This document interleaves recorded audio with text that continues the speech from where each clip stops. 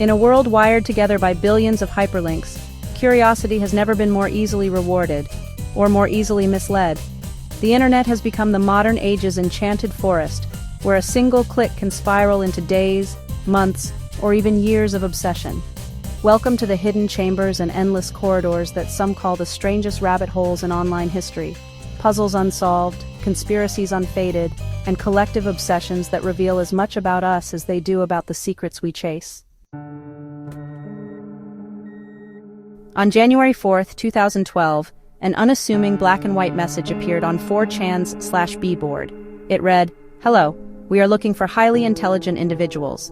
To find them, we have devised a test." Signed simply 3301, this cryptic introduction was the first breadcrumb in what would become an internet legend, the puzzle known as Cicada 3301. Participants uncovered image files hiding encoded messages, ciphers leading to obscure books, and numeric riddles referencing ancient manuscripts. When the trail demanded physical proof, flyers with QR codes appeared overnight on lampposts in major cities, from Warsaw to Seoul, Paris to Seattle. The scale hinted at a well-funded, globally coordinated group. 3 puzzles emerged in 2012, 2013, and 2014, each more complex than the last. Solvers were guided through layers of Tor sites, PGP encryption, and classical literature, sometimes finding clues embedded in deep web pages with custom cryptographic keys. Many tried, few progressed, and those who claimed to have cracked the final layers were sworn to silence, or vanished back into anonymity. Speculation about Cicada's true nature still runs wild. Some believe it was an elite hacker recruitment drive for an intelligence agency, a radical privacy advocacy group, or even a lone cryptography genius testing humanity's collective mind. To this day, no one has conclusively exposed who Cicada 3301 was, or what those chosen were recruited to do. Usenet was the proto-internet's chat room and bulletin board system rolled into one, alive with tech discussions, academic debates, and early flame wars. In 1996, an anomaly appeared, a series of spam-like messages under the bizarre header Markovian parallax denigrate. Inside each message, strings of disconnected English words that seemed to mock language itself. For decades, digital detectives speculated wildly.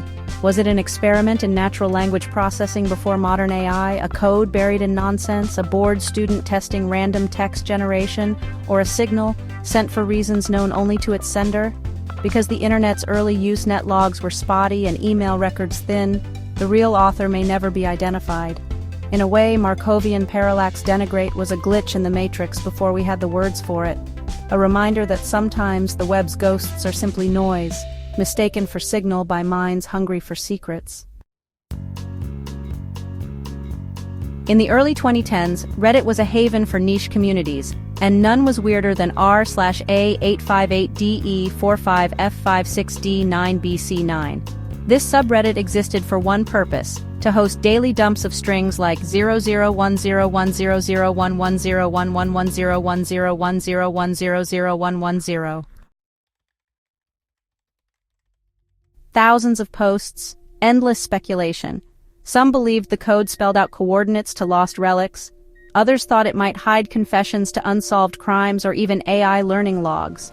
Cryptographers tried everything: frequency analysis, base conversions, even steganography inside the post timestamps. In 2016, just as curiosity peaked, the account posted a final message. The A858 project has concluded. You may unsubscribe, nothing more. Fans still pore over archives, refusing to accept that this was just a one-man cipher art project, or that it's truly finished. Like all good rabbit holes, A858 resists closure. Unlike the code-laden puzzles, this rabbit hole began with a simple tape recording. In the mid-'80s, a teenager named Darius taped songs off a German radio station. Decades later, he digitized the tape, but one post-punk track with wistful vocals had no DJ intro, no band ID. He uploaded it online in 2007, and the hunt began. Music nerds scoured every database from Discogs to defunct local record labels. They contacted DJs who'd spun sets in Bremen in 1984, used audio fingerprinting tech, and even asked the vocalist community to ID the singer's accent. Nothing. The song doesn't exist in any label catalog. No lyrics match any published discography. Internet communities like r/the mysterious song and entire Discord servers are still dedicated to solving this musical cold case. Every new lead, a possible B-side, a similar band, ends in dead air. For music archaeology nerds, the mystery persists. How can a song once broadcast on a real radio station simply not exist in the world's collective memory? When the longtime Redditor Religion Peace died in 2009, his friends posted a digital eulogy. A curious user noticed that his personal image host, LakecityQuietPills.com, contained odd messages hidden in the source code: need two-man team for quick job in Cairo, no kids, no wives. Soon, Reddit detectives unearthed other hidden snippets, mentions of older spooks, coded contracts for quiet people, and threads implying a shadow network for hired guns. One theory argued this was a covert hitman forum running under the nose of oblivious netizens. Another insisted it was an early alternate reality game or an elaborate in-joke. A few people tried contacting the domain, only to receive cryptic automated replies. Then silence. The site eventually went offline and the trail grew cold. Real or roleplay? No definitive answer has ever emerged, but its legend persists in true crime circles and creepypasta lore. In the early 90s, Pink Floyd fans noticed something odd in the promo for the Division Bell. An anonymous Usenet user named Publius claimed the album hid a riddle, and that a prize awaited whoever solved it. To prove credibility, Publius told fans to watch the band's concert at East Rutherford, New Jersey. During the show, stage lights spelled out Enigma Publius. It happened. The band never fully explained it. Band members alternately teased and denied its existence for years. Some called it a Warner Brothers marketing stunt. Others insist it was an insider prank. Die-hard Floyd fans still comb lyrics, cover art, and bootleg live footage. Conspiracy theorists argue Publius was a record executive or perhaps a band member himself, dropping hints from the inside. 3 decades on, there's no prize, except the enduring thrill that the truth might still be hidden in plain sight. Few online stories bridge conspiracy, science fiction, and cult fandom quite like John Titor. Back in late 2000, a user showed up on time travel forums, claiming to be an American soldier from the year 2036, sent back to retrieve an IBM 5100 computer, supposedly crucial for debugging old legacy code.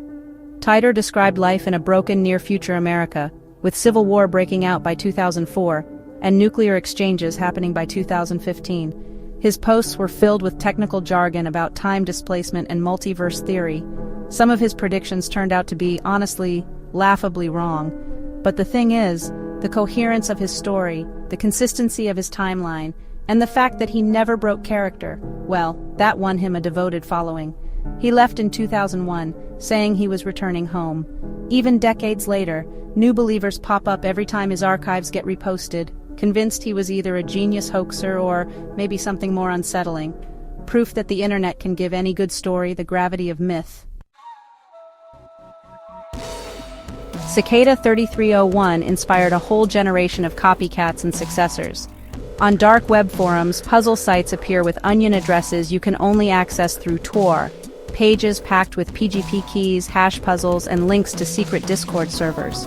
Some seekers have actually been invited to solve quests that last for months, involving real-world dead drops, fake IDs, and even encrypted phone calls. A few puzzles just vanish in the middle of being solved, with solvers claiming they received threats or mysterious offers to join hidden groups. Most of these stories can't really be verified.